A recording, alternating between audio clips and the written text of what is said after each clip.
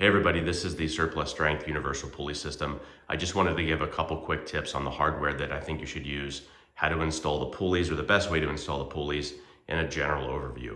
Let's start there with the overview. I really love this thing. First time using it today. It's super smooth. I did pay $50 to upgrade to the aluminum pulleys. One thing I really like about it is they got the offset correct in the sense that you get the proper distance between your rack and the weight plates over here.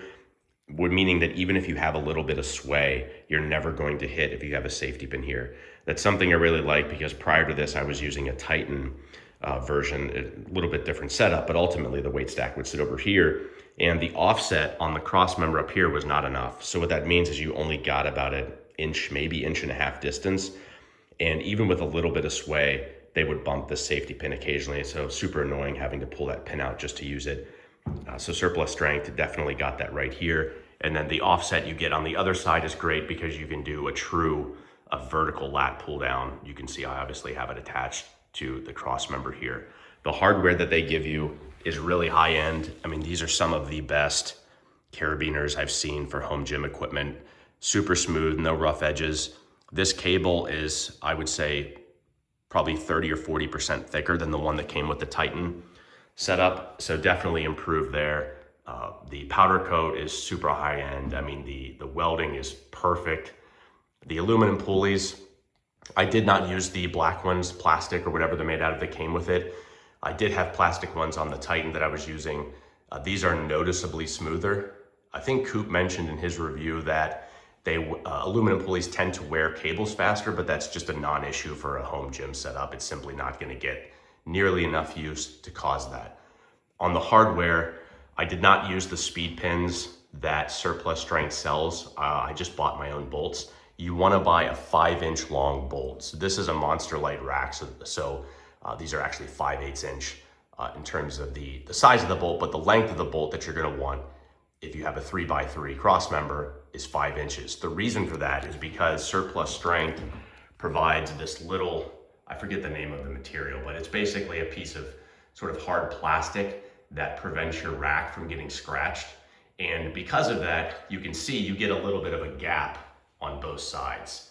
So if you want a washer on both sides, plus you've got that gap, if you get a 4.5 inch bolt, which is what comes with Rogue's racks, it's gonna be too short. You're gonna have that nut protruding off the end of that bolt. So a 5-inch bolt is the perfect length for this.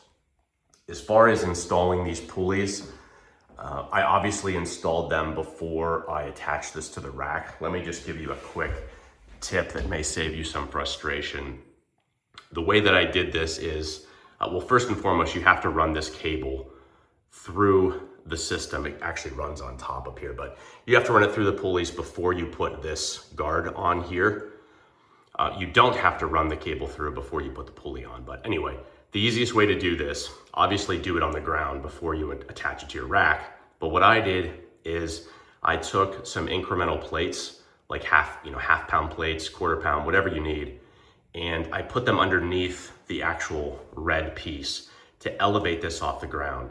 That way, when I rolled in the pulley, it was at the perfect height where the pulley could just sit on the ground, the round pulley, and it would line up perfectly with the hole for this bolt. So that way I could have 2 hands to use to do this.